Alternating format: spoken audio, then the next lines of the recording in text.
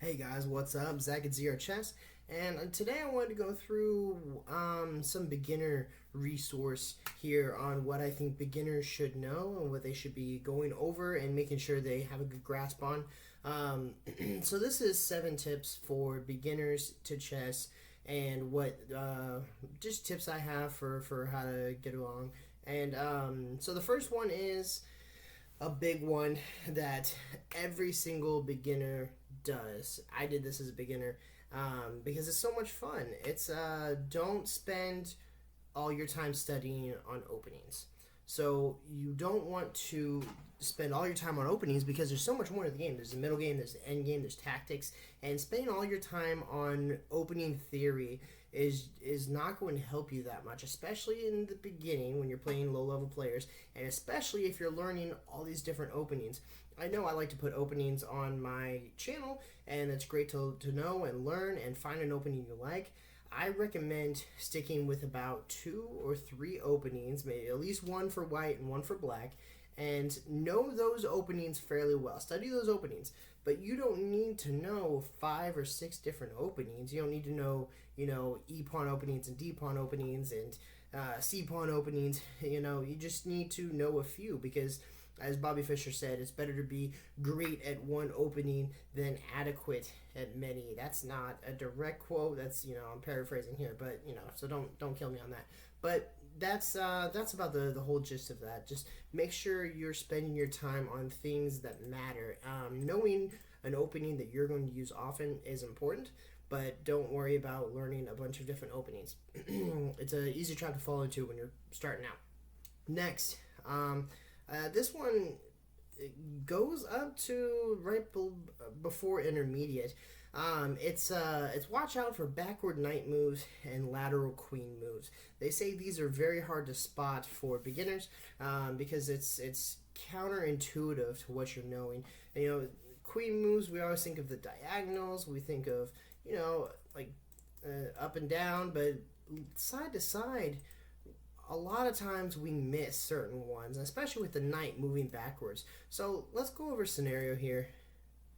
In this scenario, and pause the video, see if you can see the tactic. I hope you can. And this arose after pawn took on h4, which was a mistake on black's part because now we have a lateral queen move with check on h5. And there's nothing white can do at this point. We're going to be taking this bishop. So king has to move, which is awful, by the way.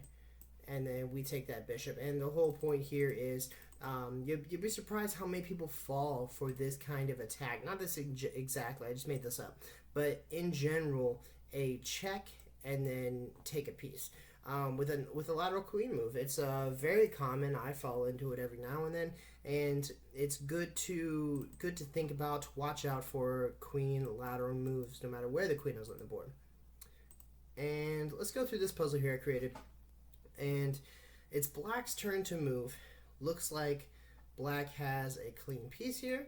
Well, it's supposed to be black's turn to move, and he takes, and then the knight takes backwards. Now we think this is normal, this is pretty easy to spot, but for a lot of people looking from black's point of view, we see the knight coming here to fork, and a lot of beginners might think I've got a free piece, and again, and take, and then lose the rook because of that backwards knight move. This isn't a great example for that, but it arises a lot when there's a lot of pieces on the board and it's cluttered. You don't think often about backward knight moves, so just keep that in mind. Next, I want to go over the scholar's mate. Everybody above beginner should know this mate already, but it's also known as a 4-move checkmate. And some people drag it out into 5 or 6 moves. There's something to be aware of because as a beginner, you're going to be running into a lot of people who are going to try this on you. So we'll look at it from white's perspective first. It's e4, e5. Is the quickest way to get here, and then bishop c4, and let's say, I don't know, knight c6, and then queen f3, and this is setting it up. We're setting up the queen to come here and checkmate, and if you play a move like d6, then this is going to be checkmate right here. And the reason I say sometimes with 5 or 6 moves, maybe the knight goes here, and then somebody plays something stupid like this, and then gets the knight to move out of the way, and then it's still checkmate. So something to be aware of. People will, as a beginner, people will try this on you. So let's look at it back from Black's perspective, and how do we counteract this? So let's say e4, e5, and then we see the bishop coming to c4, attacking this piece right here. We can tell that the queen is coming, and his attack is going to be coming. So if we want to play the knight here, we still can. But once we see this queen here, we got a couple options. First of all, we could if this pawn wasn't here, we could push this pawn here, and we could move the knight here, like we were talking about before. If he does try to come at you like this, it's not really a big deal. From this position, we could do something like this, or just the pawn here to dissuade that. There's a bunch of things we can do with that move, and if you want, you can play something like this. I don't recommend it. It's a weird structure, but you can do that. Just be aware. So I might even suggest, if it comes out like this, don't play the knight move here. It's not a great move. Play something like counteractive like this, or the knight here right away to even dissuade the queen coming. But if he does come, then we can go ahead straight into something else, and we don't have to worry about it. Next, I don't have a screen for this, but castling. Make sure you're castling your pieces, your king, as often as possible. There's few exceptions if you get in a situation where it's not as good to castle, but for the most part, as a beginner, when you're playing, it's always going to be better to castle. If you can get your king to safety, whether it be king side or queen side, mostly king side, I'm telling you. I know people like to castle queen side to get that rook out, but castle king side more often than not. It's going to be good for you. So get your king to safety. Forego your attack if you need to, as long as your king is safe. Like I said, if you see a really good opportunity, you can put off castling your king, but for the most part, castle your king. I see a lot of people playing that have their king out in the center here, and it gets caught by a volley of attack, and it can't go anywhere. It's too late. And even if he gets in check and has to move, no more castling. Or if you have to move the rook, no more castling. And a lot of people don't notice if the piece, let's say the queen's here, it's in the line of sight where the king wants to castle, still can't castle. Can't have anything in the line of sight of castling. So castle before somebody gets a nice, well-placed bishop or queen so that you can't castle. Another one I'm going to say is, everyone should know this already, own the center. Owning the center of the game owns the whole game. Whoever is doing better in the center, theoretically, is doing better in the game, especially in the opening. So that's why we don't want to do an opening move like a4, or an opening move like I don't know, g3. This is an opening. It can lead into the King's Indian, but for the most part, I don't recommend it. For the most part, either e4, c4, d4, or c4 are going to be our opening pieces, because we're taking up that center control. So we're always fighting for the center. Even in this position, we can fight for the center like this, and we have more center space.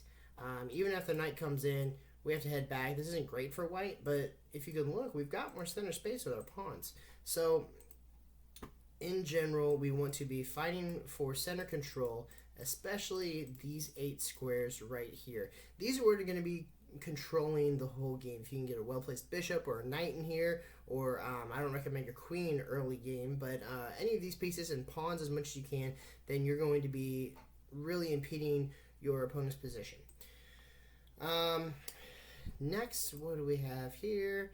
Looking at what your opponent's move is. Every time your opponent moves, you should be thinking, why did he do that? And what kind of attack can he do? What kind of threat is he making? And how can I capitalize on this? So let's take this position here for white, for example. We've got the knight attacking this queen, and we've got the queen attacking this rook. We're down a material, but we've got a nice little attack here. Now, see here is this black move, and he's going to go to d8. Now, once he goes to d8, we can look at it and see what he's doing. we can see he got off this diagonal, so we can't attack him anymore, but he left his queen open for attack, which doesn't make much sense.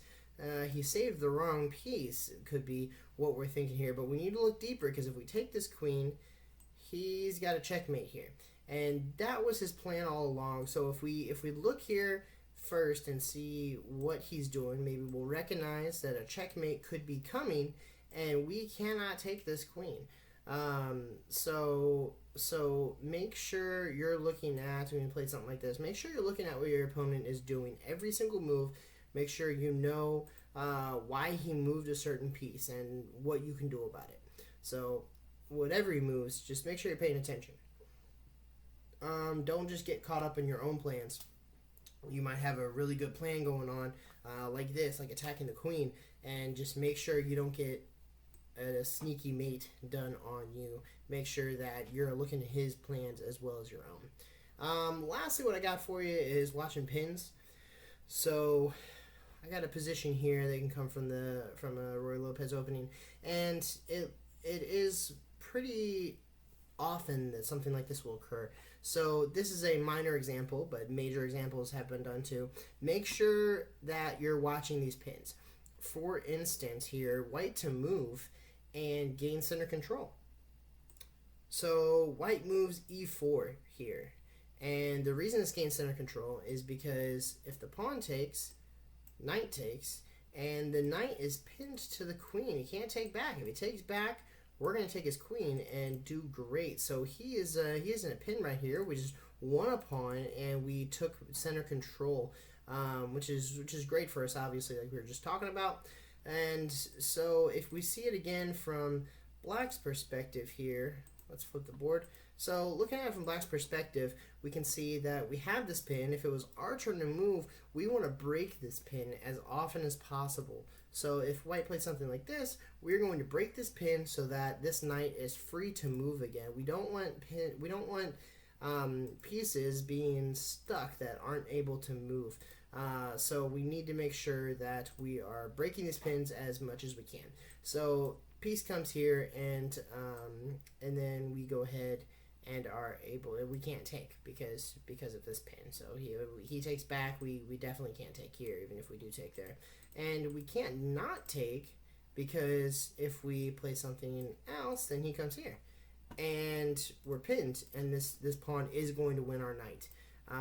Even if our knight had stayed here and we played something like this, I mean, it's still going to take our knight. It's going to be 2 knights for the price of a pawn. You see what I'm saying? So not good. Make sure you're breaking your pins so that you're free to move your pieces. So that's it, guys. That's the 7 beginner tips I have for chess players who are starting out. Let me know what you think in the comments. Let me know if there's anything I missed. And I will see you next time. Thanks for watching.